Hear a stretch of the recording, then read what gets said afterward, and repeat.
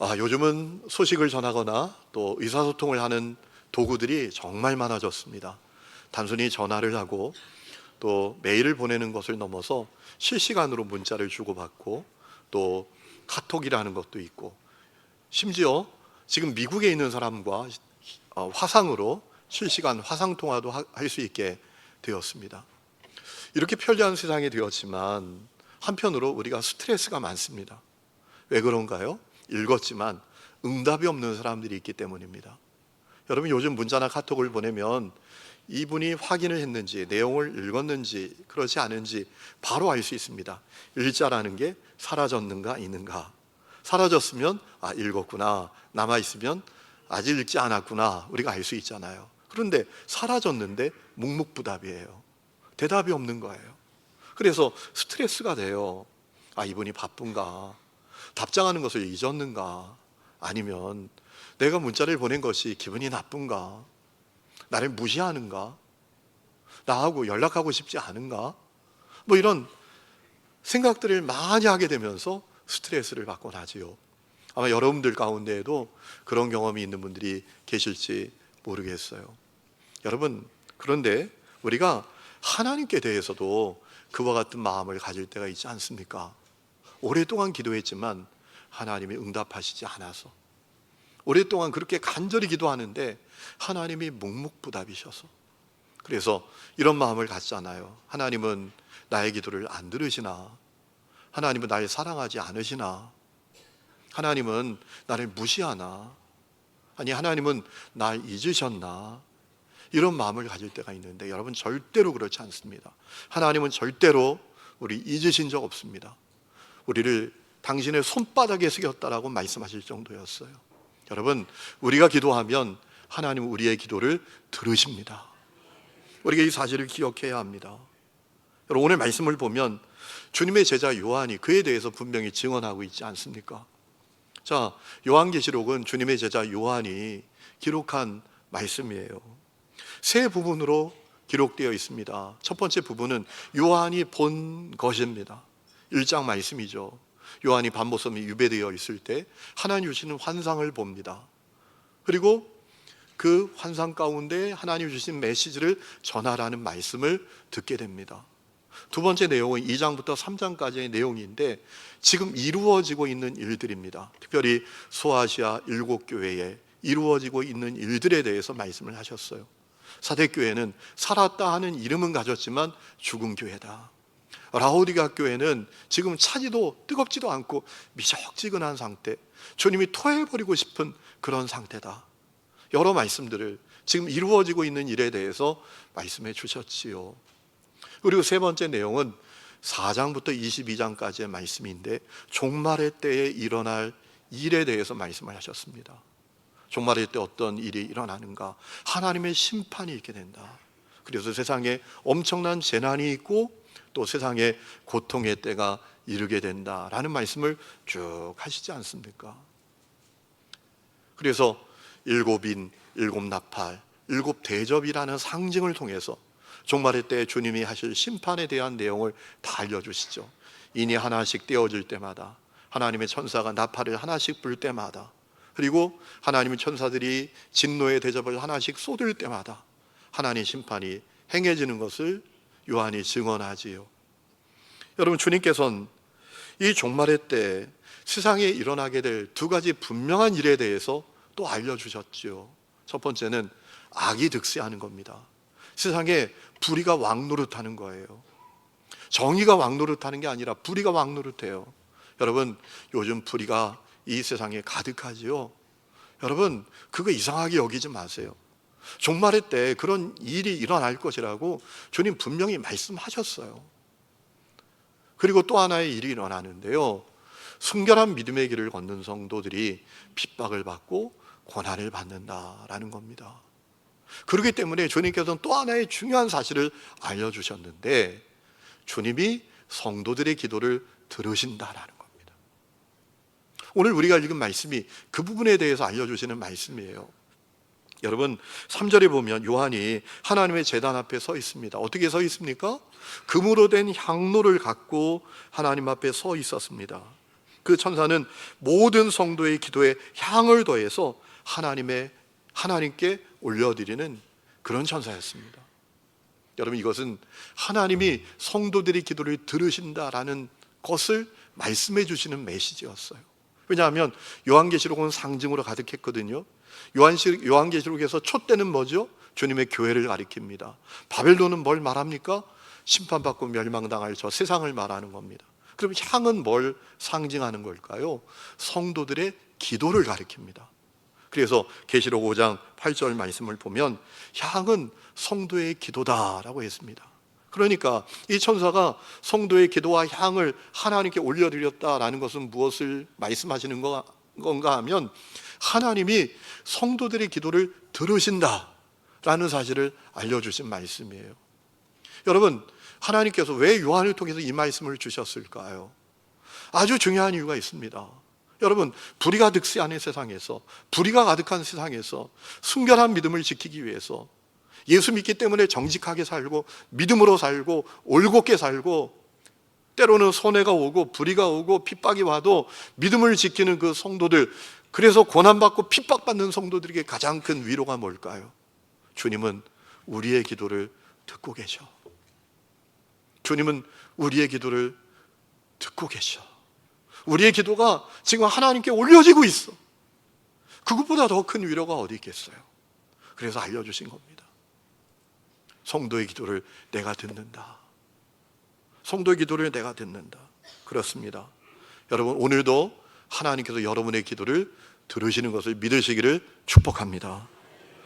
여러분, 그것은 지금도 변함없는 사실이에요. 이 사실을 기억해야 합니다. 자, 그런데 문제는 아직 들으시는데 왜 응답을 안 하시냐 말이죠. 아니, 들으신다면서 응답하셔야지. 이것이 우리의 질문 아닙니까? 사실 여러분, 하나님은 내 기도에 응답하시지 않은 적이 한 번도 없습니다. 하나님 여러분의 기도에 다 응답하셨습니다. 아마 여러분은 예배 끝나고 목양실에 찾아오고 싶은 분들이 계실지 몰라요. 아니, 언제 응답했어요? 언제? 아니에요. 다 응답하셨어요. 여러분의 기도에. 때로는 예스로, 때로는 노로, 또는 웨이트, 기다려로, 때로는 어나더, 다른 것으로. 넌 이걸 구하지만 나 이걸 주고 싶어. 하나님은 다 응답하셨어요. 여러분, 하나님이 우리의 기도에 응답 안 하신 적이 없단 말입니다. 여러분, 사실 그래서 하나님 왜 내가 오랫동안 기도했는데 응답하시지 않으시지? 라는 질문은 이런 질문이죠. 하나님은 내가 왜 오랫동안 기도했음에도 불구하고 내가 원하는 대로, 내가 바라는 대로 응답하시지 않지? 이 질문인 거죠. 그럼 왜 그럴까요? 하나님은 왜 내가 기도한 대로, 내가 원하는 대로, 내가 바라는 대로 응답하시지 않는 걸까요? 실망스러우실지 모르겠지만 여러분, 그 이유를 우리는 다 몰라요. 우리는 그 이유를 다 알 수 없어요. 여러분, 하나님 행하시는 일을 우리가 다 어떻게 알 수 있겠어요? 저는 목회를 하면 할수록 목회가 뭔지 잘 모르겠어요. 얼마 전에도 우리 교회 장로님 한 분하고 얘기를 하다가 제가 그런 얘기를 한 적이 있어요. 장로님, 참 이상하게 제가 2026년이 되면 목회를 30년 하는데 30년 사역을 해도 이 사역을 잘 모르겠어요. 저 위해서 기도해 주셔야 돼요. 그렇게 부탁드렸던 적이 있어요. 여러분, 하나님은 우리가 다 어떻게 알아요? 그분의 생각, 그분의 계획, 그분의 뜻, 그분의 일을 우리가 다 어떻게 알 수 있겠어요? 그리고 우리의 기도에 응답하고 안 하고는 나의 영역과 나의 주권이 아니라 하나님의 주권이고 하나님의 영역이에요. 내가 기도한 대로, 내가 원하는 대로 응답해 줄지 응답하지 않을지는 나의 주권이 아니에요. 나의 영역이 아니에요. 하나님의 주권이고 하나님의 영역이지. 여러분, 우리가 하나님을 믿는다는 게 뭐예요? 그분의 주권을 믿는다는 거잖아요. 주권을 그분이 갖고 계신다라는 사실을 믿는 거잖아요. 만일 내가 마음대로 조정하고 컨트롤할 수 있는 대상이라면 그가 하나님이에요. 내 종에 불과하지, 내 시다바리에 불과하죠. 하나님이 아니죠. 하나님이 믿는다는 것은 그분의 주권, 그걸 믿는 거잖아요. 그리고 생각해 보면 내가 기도한 대로, 내가 바라고 원하는 대로 응답하시지 않았다라고 할지라도 가만히 생각해 보면 예수 십자가 보혈로 내가 구원받은 것만으로도 놀라운 축복이 아닙니까? 제가 어느 원로 목사님 쓰신 글을 하나 읽어봤는데요. 그 글의 제목이 베티의 슬픈 추억이에요. 베티의 슬픈 추억. 베티가 누군가 하면 강아지입니다. 강아지. 이 목사님이 중학교에 가는데 교복 살 돈이 집에 없는 거예요. 옛날에 우리가 그렇게 다 가난했잖아요. 아니 중학교 들어가는데 교복 살 돈이 없어요. 여러분, 그 부모의 마음이 얼마나 어렵겠어요. 그래서 어머니가 집에 키우던 개를 팔기로 하신 거예요. 동네 사람에게 개를 팔기로 한 거예요. 동네 사람이 그 개를 산다고 하는 거죠. 동네 사람이 와서 개를 끌고 가려고 하는데 이 녀석이 눈치가 백단이라서 벌써 알고 안 가려고 막 들어눕고 발버둥을 치는 거예요. 그때 어머니가 얘기하셨대요. 네가 같이 가라. 네가 같이 가. 같이 갔더니 이 녀석이 막 꼬리를 흔들고 영문도 모르고 막 좋아하면서 가는데, 문제는 이분이 가만히 가다 보니까 집으로 안 가고 산으로 가는 거예요. 가보니까 남자들 며칠 기다리고 있고요. 도착하자마자 강아지 목에다가 줄을 매더니 나뭇가지에 휙 하고 매달더래요. 그러니까 그 개가 막 숨이 막혀서 발버둥을 치고 침을 흘리면서 자기를 바라보는데, 주인님 살려주세요, 주인님 살려주세요 라고 하는 눈빛이었대요. 그래서 뒤돌아서서 엉엉 울면서 그 산에 내려왔다 라는 그 글이었어요. 여러분, 그때 그 상처가 얼마나 컸으면, 지금 나이가 80이 되셨는데 그걸 잊지 못하고 그 눈빛이 지금도 기억난다라는. 제가 그 책을 읽다가 어떤 마음이 들었는가 하면, 야, 진짜 감사하다. 우리가 정말 좋은 세상에 산다. 아니, 아이가 학교에 갈 때 여러분 교복 못 사주는 집 지금도 간혹 있겠죠, 정말. 그러나 웬만하면 다 사주잖아요. 뭐 교복이 뭐예요? 우리가 이렇게 좋은 세상에 살게 되고 이렇게 하나님께 좋은 것을 받고 복을 받았으면, 내가 원하는 대로 이루어지지 않고, 내가 원하는 대로 승진 못하고, 내가 원하는 대로 집을 못 사고, 내가 원하는 대로 어떤 일을 좀 해내지 못해도 예수 십자가 보혈로 구원받은 것, 그것만으로 사실 충분하고 감사하지 않습니까? 물론 성경을 보면 하나님께서 우리가 원하고 바라는 대로 응답하시지 않는 이유들을 말씀해 주셨죠. 첫 번째는 죄 때문입니다. 회개하지 않은 죄, 청산하지 않은 죄 때문이죠. 여러분, 죄는 기도응답은 말할 것도 없고요, 하나님과 나의 관계를 망가뜨립니다. 그러므로 우리가 죄를 회개하고 청산하기 전까지 하나님 우리의 기도에 응답하시지 않아요. 제 얘기가 아니에요. 이사야 선지자의 증언입니다. 이사야 59장 1절에 이런 말씀이 있어요. 주님의 손이 짧아서 구원하지 못하시는 것도 아니고 주님의 귀가 어두워서 듣지 못하시는 것도 아니다. 오직 너희 죄악이 너희와 너희 하나님 사이를 갈라놓았고 너희 죄 때문에 주님께서 너희에게서 얼굴을 돌리셔서 너희의 말을 듣지 않으실 뿐이다. 너희 죄 때문에 응답이 가로막혔다. 그런데 문제는 우리가 우리의 죄를 잘 몰라요. 그렇게 죄를 짓고 사는데도 죄를 잘 깨닫지 못해요. 오히려 어리석은 양비론에 빠져서 산다니까요. 내가 누구보단 낫잖아? 내가 그 사람보단 괜찮잖아? 이런 생각으로 자기 죄를 잘 못 깨달아요. 그 죄를 회개하고 청산해야 기도의 응답도 열리는데 죄를 잘 못 깨달아요. 그래도 기도의 응답이 막히는 거죠. 두 번째는 하나님의 뜻이 아니라 내 뜻을 구하기 때문에 그렇죠. 여러분 마태복음 7장 말씀을 보면 주님의 기도에 대한 놀라운 약속이 나오잖아요. 구하라 주실 것이다. 찾으라 찾아낼 것이다. 두드리라 열릴 것이다. 얼마나 주님이 기도에 응답하시고 싶으냐 하면, 야, 자녀가 떡을 달라 하는데 돌을 줄 부모가 있냐? 자녀가 생선 달라 하는데 뱀을 줄 부모가 있냐? 아니다. 그렇지 않지. 좋은 것으로 주기를 원하는 것처럼 우리의 기도에 대한 하나님의 마음이 그와 같다라는 거죠. 여러분, 저는 그 말씀을 묵상하다가 어느 날 이런 생각이 드는 겁니다. 우리가 이렇게 기도에 놀라운 약속이 있음에도 불구하고 기도를 거꾸로 할 때가 있지 않은가. 예를 들면 나는 생선을 구한다고 여기지만 하나님 보실 땐 내가 뱀을 구하고 있다고 여기실 때가 있지 않을까. 나는 분명히 하나님 생선 주세요 그러지만 하나님 보실 때 하나님 뱀 주세요 그러는 것 같을 때가 있지 않을까. 그런 마음이 들었던 적이 있어요. 여러분, 그러면 주님이 응답 못 하시는 거죠. 뱀을 달라고 하는데 어떻게 응답해 주세요? 그렇죠? 제가 부목사 사역을 할 때 새로운 담임 목사님이 오셨는데요. 이분이 저를 미워해요. 아니, 저를 야단치는데요. 일을 열심히 해도 야단쳐. 제가 뭘 어떻게 할지를 모르겠더라고요.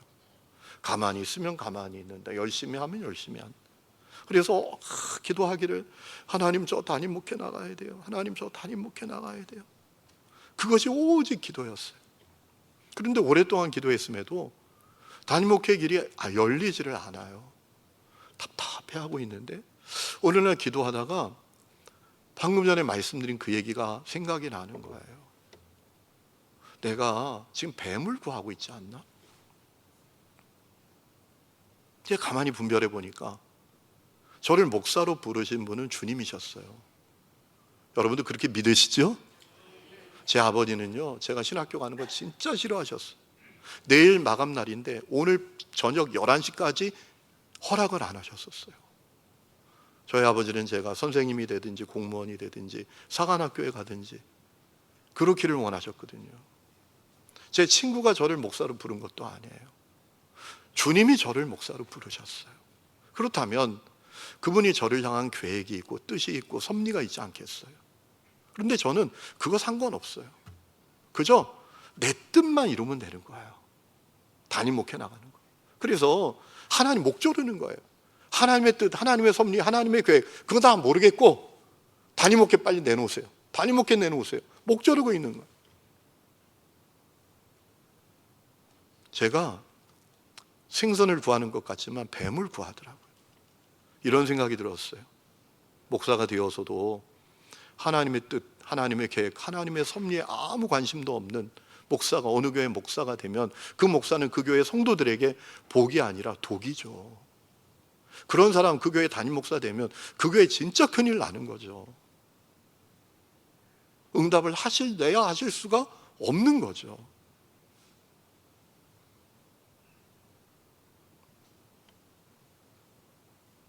혹시 여러분이 그와 같지 않습니까?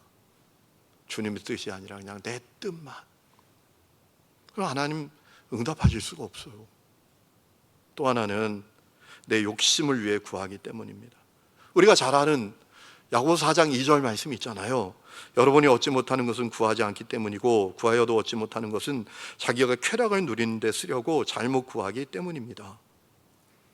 여러분, 이 말씀을 가만히 묵상하면 이렇게 정리할 수 있어요. 이 말씀을 사랑의 대상이 왜곡되면 하나님은 응답하시지 않는다라는 겁니다. 사랑의 대상이 왜곡이 되면 하나님 응답하실 수가 없다라는 겁니다. 주님을 사랑해야 되는데 욕심, 내 눈의 욕망 채우는 거, 내 육의 욕망 채우는 거, 세상 자랑에 대한 욕망 채우는 것을 사랑하면 주님 응답하실 수가 없는 거죠. 이번 주에 제가 기도원에 가서 기도하는데 계속 가졌던 질문이 있습니다. 주님, 저에게 말씀하시고자 하는 게 뭐죠? 저에게 무슨 말씀하시나요? 그런데 기도를 해도 성경을 봐도 산책을 해도 아무 말씀 안 하시는 것 같아요. 그래서 화요일 저녁에 기도원 식당에서 밥을 먹고, 제가 이틀 동안 몰랐는데 기도원 식당에 큰 거울이 하나 있더라고요. 그 거울에 가서 얼굴을 좀 이렇게 보려고 갔는데 그 거울에 써 있는 성경 구절이 제 안에 확 다가오는 거예요. 시편 18장 1절 말씀이었어요. 나의 힘이 되신 여호와여, 내가 주를 사랑하나이다. 그 말씀이 제 안에 확 부딪히면서 가슴이 뜨거워지는 거예요. 사실 기도원에 올라갈 때 마음이 무거웠어요. 그냥 압박감이 얼마나 큰지, 담임 목사로서 지고 있는 그 책임감, 이제 우리 교회는 어떻게 될까? 코로나 이후에 교회들이 다 어렵고 힘들고 뭘 해도 안 된다고 하는데 우리 교회는 어떻게 될까? 이런 압박감, 담임 목사가 안 돼 보면 못 느낄 그런 압박감, 책임감이 얼마나 제 마음을 짓누르는지. 목회를 하다 보면 교인들이 막 그렇게 열심히 내다가도 막 그냥 또 떠나더라고요. 장로님들이라고 할지라도 일 때문에 떠나고, 직장 때문에 떠나고, 사업 때문에 떠나고, 가족 때문에 떠나고 다 떠나더라고요. 그 압박감, 책임감은 담임 목사가 다 감당해야 돼. 그 압박감이 제 안에 너무나 큰 거예요. 그 말씀을 딱 눈에 들어오는데 제 마음이 뜨거워지면서 주님 이렇게 저에게 말씀하시는 것 같아요. 야, 한 가지만 하면 돼. 나 사랑하면 돼. 너의 사랑의 1순위, 너의 사랑의 첫 번째 대상이 나면 돼. 그럼 내가 해. 염려 걱정 안 해도 돼. 내가 한다니까. 이렇게 말씀하시는 것 같았어요. 제 안에 질문이 생기는 거예요. 주님, 이게 진짜 주님의 말씀입니까? 주님의 뜻입니까? 이런 질문을 가지고 식당 이렇게 나가는데 이렇게 못 봤었는데 로비에 조그만 액자가 걸려있는 게 눈에 들어와요. 그래서 액자 이렇게 가서 봤더니 똑같은 말씀이 거기 또 써 있는 거예요. 나의 힘이 되신 여호와여, 내가 주를 사랑하니. 여러분, 하나님께서 우리에게 원하시는 게 뭐죠? 우리가 하나님을 사랑하는 거죠. 그런데 우리의 사랑의 대상이 잘못되어 있을 때가 얼마나 많습니까? 하나님이 아니라 세상을 사랑해요. 하나님이 아니라 하나님 손에 들려있는 것을 사랑해요. 하나님이 아니라 눈의 욕망, 육의 욕망, 세상 자랑에 대한 욕망을 사랑해요. 그리고 그것을 위해서 구해요. 하나님이 응답해 주지 않는 게 당연하죠. 왜? 하나님, 우리가 세상을 사랑하다가 세상과 함께 망하는 인생이 아니라 하나님의 자녀로서 하나님을 사랑하고 승리하는 주님의 자녀가 되기를 원하시기 때문이죠. 혹시 여러분 가운데 지금 정욕을 위해서 구하는 분 계시지 않나요? 또 함께 살아가는 사람과 막힌 부분이 있기 때문에 기도 응답이 막혀 있는 겁니다. 여러분, 하나님은 우리 함께 살아가는 사람들과 열린 관계가 되기를 원하고 계세요. 함께 살아가는 사람과 막힌 부분이 있으면 기도 응답에도 장애가 생길 것이라고 분명히 말씀하셨어요. 제 얘기가 아닙니다. 베드로전서 4장 7절에 이런 말씀이 있어요. 남편 된 여러분, 이와 같이 여러분도 아내가 여성으로서 자기보다 연약한 그릇임을 이해하고 함께 살아야 합니다. 그리고 생명의 은혜를 함께 상속받을 사람으로 알고 존중하십시오. 그리해야, 그 다음에 중요한 말씀이 나와요. 여러분의 기도가 막히지 않을 것입니다. 함께 살아가는 사람과의 관계가 막히면 기도도 막힌다라는 거죠. 기도 응답도 막힌다라는 거예요. 저는 주일날 아침에 제 아내하고 가급적 대화를 안 하려고 해요. 왜냐하면 악한 영이 아무것도 아닌 얘기 때문에 제 마음을 불편하게 하고 주의를 확 망치게 하는 것을 여러 번 경험했기 때문이죠. 한 번은 이제 주일을 이렇게 아침에 준비하고 있는데요. 참고로 말씀을 드리면 제 아내는 정말 일찍 준비하는 사람이고 저는 조금 일찍 준비하는 사람이에요. 제 아내는 어디 가면 벌써 한 2시간 전부터 준비를 하고 다 준비 끝내고 기다리고 있어요. 한 번은 제가 주일날 이제 나오려고 준비를 하는데, 아니 준비하고 있는데 제 아내가 성화를 하는 거예요. 여보 늦지 않게 빨리 준비해요. 여보 늦지 않게 빨리 준비해요. 뭐 이 얘기 할 수 있는 얘기잖아요. 근데 갑자기 제 안에 화가 확 올라오는 거예요. 분이 확 나는 거예요. 아니, 준비하고 있는데, 준비하고 있잖아 지금. 당신 왜 그렇게 성화야? 준비하고 있는데. 제가 화를 내고 문을 꽝 닫고 교회로 왔어요. 그리고 와서 엎드려 기도했죠. 하나님, 오늘도 저를 사용해 주세요. 말씀의 영광과 능력을 더하여 주시고, 성도들 만날 때 지혜를 주시고, 대답할 말을 주님 허락해 주세요. 그렇게 기도했는데 마음의 음성으로 응답이 바로 오더라고요. 나는 네가 네 아내에게 사과할 때까지 아무것도 하지 않는다. 그래서 얼른 일부 예배 끝나고 카톡 보내잖아요. 내가 잘못했어. 아무것도 아닌 일에 내가 화를 냈네. 미안해. 여러분, 그렇습니다. 우리가 함께 살아가는 사람과 막힌 부분이 있을 때 기도가 가로막힌다니까요. 예수님 말씀하셨잖아요. 마태복음 5장 23절에 예물을 제단에 드리려다가 거기서 너 형제에게 원망 들을 만한 일이 있는 것이 생각나거든. 예물을 제단 앞에 두고 먼저 가서 형제와 화목하고 그에 와서 예물을 드리라 라고 했어요. 그런데 문제는 우리는 이런 것을 크게 여기지 않아요. 우리의 문제는 뭐냐면 하나님이 적게 여기는 걸 크게 여기고요, 하나님이 크게 여기는 것을 작게 여긴단 말이에요. 지난주에 제 후배 목사님을 만났어요.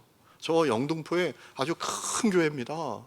교인이 한 3,000명 정도 모이는 교회 담임 목사예요. 이런저런 얘기를 하는데 그런 얘기를 해요. 자기는 나같이 부족한 사람이 어떻게 이런 교회에서 내가 사역하나, 이런 생각을 언젠가 했대요. 그때 하나의 생각이 딱 떠올랐대요.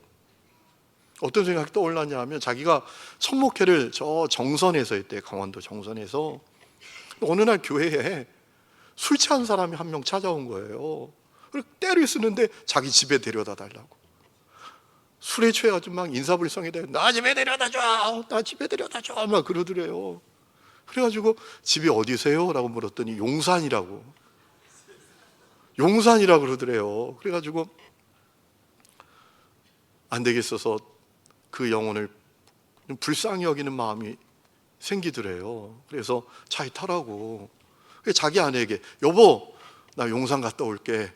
그리고 차를 타고 이렇게 나갔는데 한 10분 전 갔는데 갑자기 뒤에서 자는 줄 아니 일어났더니 여기야 여기 그러더래요. 무슨 얘기예요? 그랬더니 부임해서 얼마 지나지 않아서 그 지역을 잘 모를 텐데 그 지역에 용산이라는 지역이 있었던 거예요. 용산이라는 동네가 있었던 거예요. 10분 정도 가니까 여기야 여기라고 그러더래요. 거기 용산이었대요.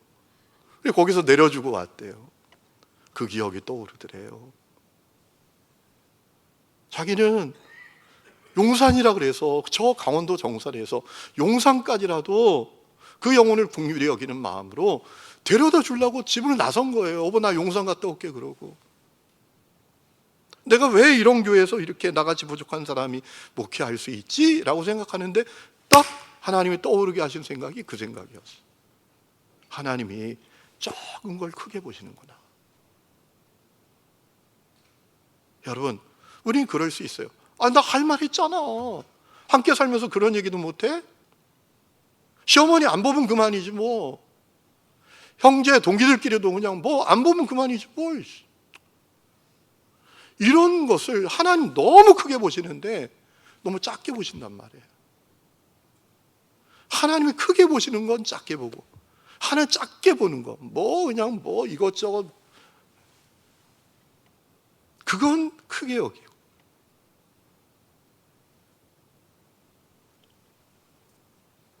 혹시 여러분에게 그런 일이 벌어지고 있지 않나요? 또 하나는 열심히 구하지 않았기 때문에 그래요. 여러분 정말 열심히 기도해 보셨습니까? 내가 원하고 바라는 대로 응답해 주지 않았다고 답답해 할 만큼 열심히 기도해 보셨습니까? 정말 여러분 성경에 나오는 사람들 보세요. 하나같이 열심히 기도하는 사람이었다니까요. 모세는 기도할 때 손이 부러지도록 기도합니다. 모세가 손을 들면 이기고 내리면 지니까 손이 부러지도록, 팔이 빠지도록 기도하는 거예요. 야곱은요, 자기 허벅지 관절뼈가 부러지도록 기도하는 거예요. 한나는 저 미친 여자 아니야, 이렇게 오해받을 정도로 기도하는 겁니다. 히스기야는 죽기 살기로 기도한 겁니다. 예수님은 땀방울이 핏방울처럼 툭툭 떨어질 정도로 기도하죠. 초대교회 성도들은 오로지 기도했어요. 우리는 그만큼 기도하나요? 그저 소원 가지는 정도 수준, 걸어다니면서 생각하고 기도하는 수준, 생각나면 기도하는 수준, 그 정도로 우리는 기도하지 않나요? 예레미야 33장 3절에 너는 내게 부르짖으라, 죽기 살기로 기도하라는 얘기죠. 그러면 내가 너에게 응답하겠고 네가 알지 못하는 그 은밀한 일을 보이리라 라고 하셨잖아요. 오늘 여러분은 정말 열심히 기도하시나요? 마지막은 하나님의 놀라운 계획, 더 좋은 계획이 있기 때문에 지금 아직까지 응답하시지 않은 거예요. 여러분, 구약 성경을 보면 여러 예언자들이 나오는데 그 가운데 특별한 사람이 예레미야입니다. 왜냐하면 예레미야는요, 자기가 예언한 바가 그대로 이루어지는 것을 본 사람이에요. 얼마나 특별해요. 또 기뻐할 만한 일이에요. 그런데 예레미야는 기뻐할 수가 없었어요. 왜냐하면 망한다, 멸망당한다라고 예언했기 때문에 그래요. 패역한 이스라엘 백성들, 유다 백성들 회개하고 주님께 돌아오지 않으면 망한다, 이방 민족에게 멸망당한다, 북방으로부터 오는 민족에게 멸망당한다 라고 예언했는데요, 그 예언이 그대로 이루어졌어요. 그래서 예레미야가 하나님 앞에 슬퍼하면서 불렀던 노래가 예레미야 애가의 말씀이에요. 예레미야 애가는 예레미야가 부른 슬픔의 노래입니다. 아주 처음부터 읽어보면 그저 슬퍼요. 그런데 슬픔의 내용이 쭉 이어지다가 갑자기 분위기가 확 바뀌어요. 희망의 분위기, 확신의 분위기로 바뀌어요. 그게 오늘 우리가 읽은 말씀이거든요. 19절에 말합니다. 내가 처한 현실은 고초와 쓰디쓴 쑥과 쓸개즙 같은 현실이다 라고 해요. 그래서 20절에 보면 자기 마음이 너무나 울적하고 낙심이 된대요. 21절에 하지만 그럼에도 불구하고 희망을 갖는데요. 왜죠? 22절에 여호와의 인자하심, 어문을 보면 헷세드의 한결같은 사랑, 그것과 긍휼하심이 끝이 없기 때문이다, 무궁하시기 때문이다 라는 겁니다. 23절에 보면 하나님의 그 인자하심과 긍휼히 여기심이 아침마다 새롭고 크대요. 얼마나 놀라우면 말이죠. 그래서 24절에 오직 주님만이 나의 기업, 나의 모든 것이 된다고 고백을 해요. 희망이 되신다고 고백합니다. 그래서 25절에 보면 놀라운 선포를 합니다. 한번 따라 합시다. 기다리는 자들에게나 구하는 영혼에게 여호와는 선하시도다. 세 번을 이렇게 번역했습니다. 주님께서는 주님을 기다리는 사람이나 주님을 찾는 사람에게 복을 주신다. 여러분, 그러니까 무슨 얘기죠? 비록 유다가 멸망했지만, 비록 자기가 기도한 대로 응답하시지 않았지만, 자기는 그렇게 기도했거든요. 하나님, 회개하고 돌아오게 해주세요. 그래, 멸망당하지 않게 해주세요. 그런데 그렇게 기도한 대로 안 됐어요.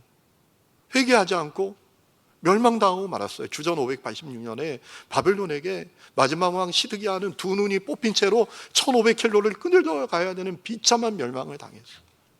그렇지만 하나님의 더 좋은 계획을 신뢰한다라는 겁니다. 하나님의 더 좋은 계획을 신뢰한다. 그래서 슬픔의 노래를 바뀌다가 분위기가 갑자기 확 바뀌는 거예요. 소망의 분위기, 희망의 분위기, 확신의 분위기로 바뀌는 거예요. 여러분, 오늘 이 분위기가, 이 고백이 여러분에게 있기를 주의 이름으로 축원합니다. 여러분들 가운데 너무나 어려운 환경 가운데 있는 분들도 있을 거예요. 차라리 죽고 싶다, 이런 말할 수 없는 어려움 가운데 있는 분들도 계실 거예요. 주님은 나에게 언제나 응답하시나, 이런 절망감으로 고통받는 분들도 계실 겁니다. 여러분 기억하세요. 우리는 지금 알지 못하지만 하나님은 하나님의 때에 더 좋은 계획을 이루실 줄로 믿습니다. 그러므로 포기하지 말아야 돼요. 기도를 중단하지 말아야 돼요. 끝까지 기도해야 돼요. 주님 붙들고 주님께 희망을 두고 기도해야 돼요. 예레미야는 그 기도의 응답을 이루어냈잖아요. 그래서 시편 126장을 보면 이스라엘 백성들은요, 이렇게 노래하면서 성전에 올라가는 백성들이 되었어요. 시편 126장 1절을 보면 주님께서 시온에서 잡혀간 포로를 시온으로 돌려보내실 때 우리는 꿈을 꾸는 사람들 같았다. 그때 우리의 입은 웃음으로 가득 찼고 우리 혀는 찬양의 함성으로 가득 찼다. 그때 다른 나라 백성들도 말하였다. 주님께서 그들의 편이 되셔서 큰 일을 하셨다. 그리고 이렇게 노래하게 됐어요.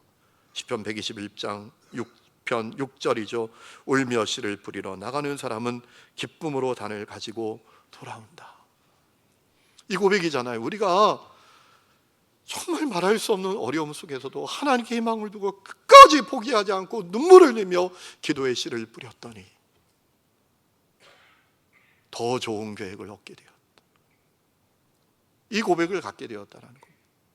여러분, 눈물로 씨를 뿌렸더니 기쁨으로 단을 거두었다. 이건 사업에 대한 내용이 아니에요.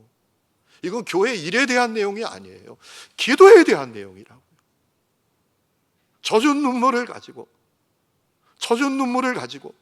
연수급 볼 때 눌지 말고 하나님 앞에서 젖은 눈물을 가지고 기도할 때 미소로 가득한 얼굴, 찬양으로 가득한 입술을 주신다라는 거예요. 여러분에게 이 역사가 이루어지기를 주님의 이름으로 축원합니다. 우리 이 시간에 찬양 부르고 기도하는 시간을 갖겠습니다. 비준비하시니 찬양합니다.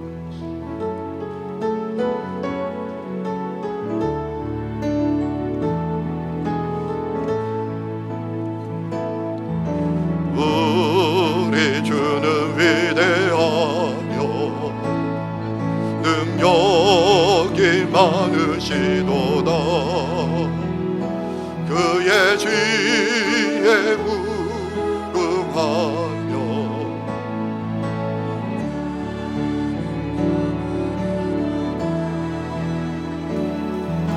상한 자를 고치시며 상처를 싸매시도다. 별들의 수를 세시며 이름을 붙이셨도다.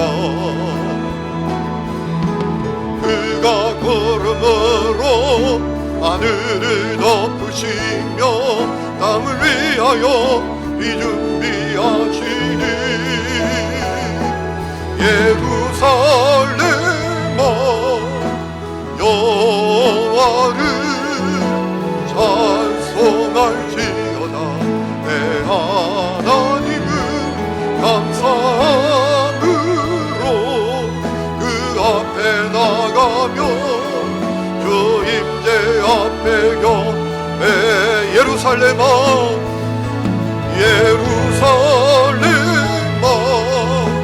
여호와를 찬송할지어다. 내 하나님을 감사으로 그 앞에 나가며 주 임재. 우리 다 함께 일어나서 찬양합니다. 예루살렘아 여호와를 찬송할지어다. 내 하나님을 감사으로 그 앞에 나가며 주 임재 앞에. 예루살렘아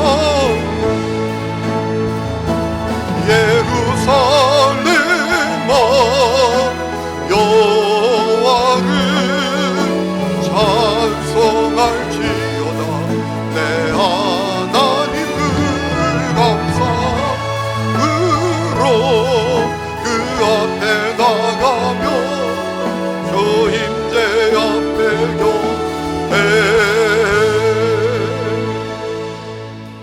하나님 아버지, 우리의 기도를 가로막는 장애물들을 제거하기를 원합니다. 하나님, 제거되는 역사가 있게 하여 주옵소서. 하나님, 하나님의 더 좋은 계획을 신뢰합니다. 하나님, 예레미야처럼 그럼에도 불구하고 포기하지 아니하고 하나님께 희망을 두고 젖은 눈물로 기도할 때에 우리 얼굴에 미소를 주시고 우리 입술에 하나님 승리의 찬양을 주실 날을 허락하여 주시옵소서. 이제는 우리 주 예수 그리스도의 은혜와 하나님 아버지의 놀라운 사랑과 성령의 내주 동행하심이 예배하는 하늘음의 모든 성도들과 그 삶의 모든 부분들 위에 지금부터 영원토록 함께 계시기를 간절히 축원하옵나이다. 아멘.